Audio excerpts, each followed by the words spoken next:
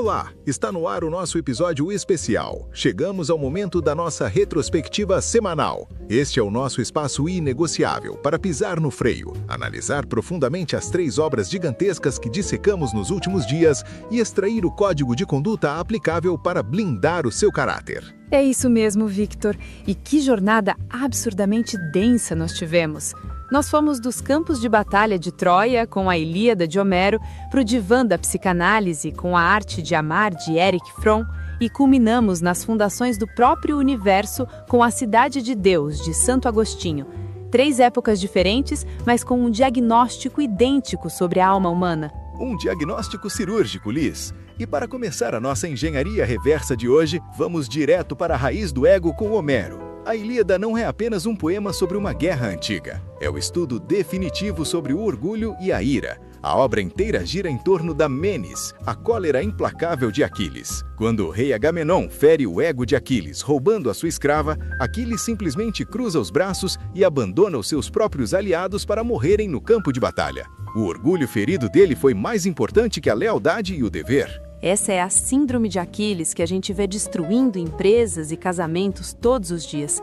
A pessoa tem o próprio ego levemente contrariado e, num ataque de fúria narcisista, prefere ver o projeto afundar, a equipe perder ou a família se desintegrar, apenas para provar que ela era indispensável. A Ilíada nos mostra que o herói mais forte do mundo, na verdade, era um escravo das próprias emoções. O ego não domina a guerra. O ego destrói quem o carrega. Perfeitamente, Liz. A tragédia de Aquiles só encontra um fim quando o melhor amigo dele morre por causa dessa omissão e ele percebe que o seu orgulho lhe custou o que ele mais amava. A lição prática e inegociável de Homero para a nossa audiência é a auditoria do orgulho. Quantas guerras inúteis você está lutando no seu escritório ou dentro da sua casa agora mesmo apenas porque o seu ego foi arranhado? A ira cega não é um sinal de poder, é a confissão absoluta da sua falta de autodomínio.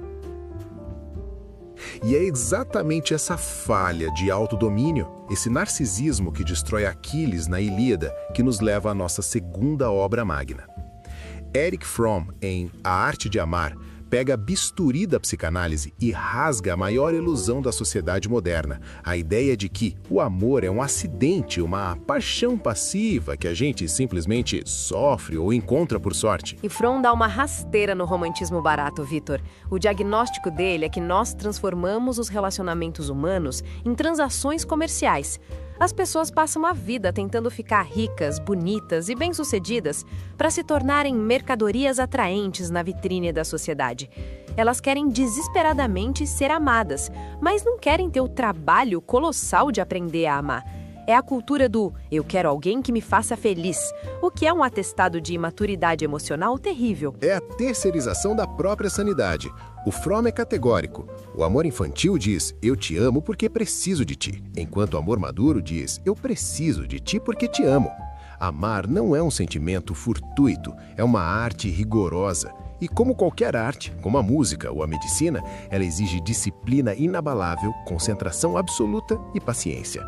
Mas o pilar central para você conseguir praticar a arte de amar é, novamente, a morte do narcisismo. Se você enxerga o mundo apenas através da lente dos seus próprios medos e interesses, o outro nunca será real para você. Será apenas uma muleta para a sua solidão. E a ferramenta prática mais dura que ele nos entrega é a capacidade de estar só. Se você manda mensagem cobrando atenção o tempo todo porque não suporta o seu próprio silêncio, você não está amando, está usando o outro como um analgésico. O conselho prático do Fromm hoje é: quebre a contabilidade do seu relacionamento. Pare de medir as coisas na base do "eu fiz isso, então você me deve aquilo". O amor é um ato de doação ativa e corajosa, e não um contrato de negócios. Depois de lapidarmos as emoções com Fromm, nós somos obrigados a olhar para o destino final dessas emoções. E para isso, nós acionamos a mente mais colossal da teologia ocidental, Santo Agostinho, com a Cidade de Deus. Escrevendo enquanto o Império Romano desmoronava sobre o ataque dos bárbaros, Agostinho nos revela a verdadeira anatomia da história humana. Ele diz que a humanidade não se divide por fronteiras, mas por amores. 2 amores fundaram 2 cidades. O amor a si mesmo fundou a cidade terrena, e o amor ao divino fundou a cidade celeste. É uma visão que muda o jogo, Victor. Agostinho destrói a ilusão de que o sucesso material ou um império garantem a paz. Ele prova que Roma caiu não pelos bárbaros de fora, mas pela corrupção, pelo egoísmo e pela libido dominante, o desejo devorador de dominar os outros que apodreceu as fundações por dentro.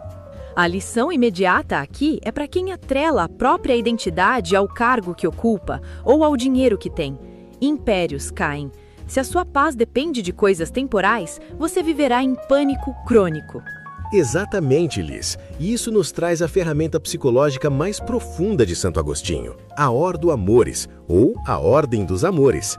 Agostinho não diz que é pecado amar o seu trabalho, a sua casa ou o seu dinheiro. O erro, a fonte de toda a depressão e ansiedade humana, é amar as coisas na ordem errada. É amar mais a sua carreira, que é finita, do que o seu caráter e a sua família. Exigir eternidade de coisas que são passageiras é a receita absoluta para a ruína mental. A ansiedade crônica da nossa geração é puramente desordem de amores. E a definição de Agostinho para paz é o antídoto perfeito. Ele diz que a paz de todas as coisas é a tranquilidade da ordem. Se a sua vida é um caos, se a sua mesa está suja, as suas finanças estão um desastre e os seus instintos governam as suas escolhas, não haverá paz. O conselho tático e teológico de Agostinho para nós é: assuma o controle, governe a sua carne pela sua razão. A paz só se instala quando o interior está em perfeita hierarquia. Quando nós afastamos a nossa lente e colocamos Homero, Erich Fromm e Santo Agostinho lado a lado, o que surge diante de nós é a anatomia inquebrável da alma humana e o mapa exato para sairmos da mediocridade.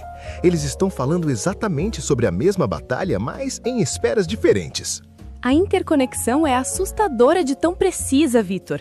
Pense bem, a cólera cega de Aquiles na Ilíada é o exemplo perfeito do que o Erich Fromm chama de narcisismo infantil. Aquiles é incapaz de praticar a arte de amar porque ele só consegue enxergar a si mesmo. Ele trata os outros e até a própria glória como mercadorias para afagar o próprio ego. A ira bloqueia o amor. Perfeitamente. E expandindo para Agostinho, a fúria de Aquiles e a mentalidade mercantilista denunciada por Fromm são exatamente o motor que sustenta a cidade terrena. É o amor a si mesmo levado até o desprezo pelas coisas superiores. A pessoa que não domina a sua ira, Homero, e que não disciplina a sua capacidade de doação ativa, Fromm, está fadada a construir a sua vida sobre fundações de areia, Agostinho, e desmoronará diante da primeira crise que o mundo impuser. É a engenharia completa da maturidade. O Agostinho nos dá o propósito moral, reordenar os amores. O Fromm nos dá a ferramenta psicológica, abandonar o viés de mercado e agir ativamente em prol do outro. E o Homero nos mostra as consequências catastróficas, banhadas a sangue, do que acontece quando nós ignoramos esses dois conselhos e deixamos o orgulho assumir o volante.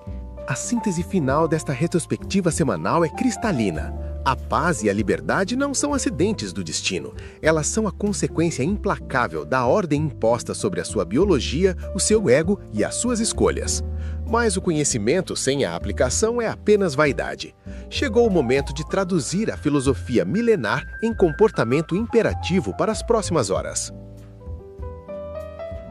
Abandone a síndrome de Aquiles agora. Identifique qual conflito na sua vida, profissional ou pessoal, está sendo arrastado puramente pelo seu orgulho ferido e tenha a grandeza de encerrar essa guerra inútil. O autodomínio vale mais que a razão. Quebre a transação comercial dos seus relacionamentos. Não espere a vontade mágica de ser amado. Haja de forma amorosa, interessada e disciplinada hoje, sem exigir a contabilidade imediata do que você recebe em troca. Imponha a Ordo Amoris, a ordem dos seus amores.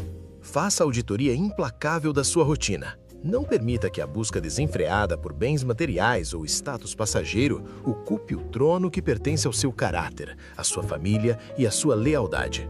A paz começa na tranquilidade da sua ordem interna. E com essa tríade colossal de ensinamentos, nós fechamos com autoridade máxima a nossa retrospectiva semanal.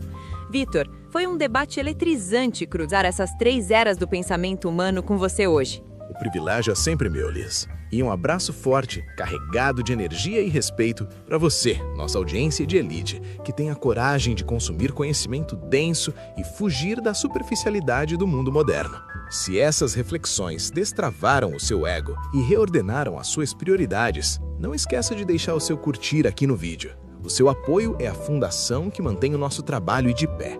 Exatamente. Transforme a teoria em movimento. Pegue o link deste episódio e compartilhe com o seu time, com o seu sócio ou com aquele parceiro de batalhas que precisa organizar a mente hoje. E nós queremos ouvir você. Escreva aqui nos comentários qual desses mestres, Homero, Fromm ou Agostinho, forneceu o antídoto que você mais precisava ouvir. Qual atitude você vai mudar ainda hoje? Nós lemos e acompanhamos a jornada de construção de cada um de vocês. Desejamos a todos uma semana de execução feroz, amores perfeitamente ordenados e clareza mental absoluta. Continuem avançando. Um abraço gigantesco a todos e até o nosso próximo encontro.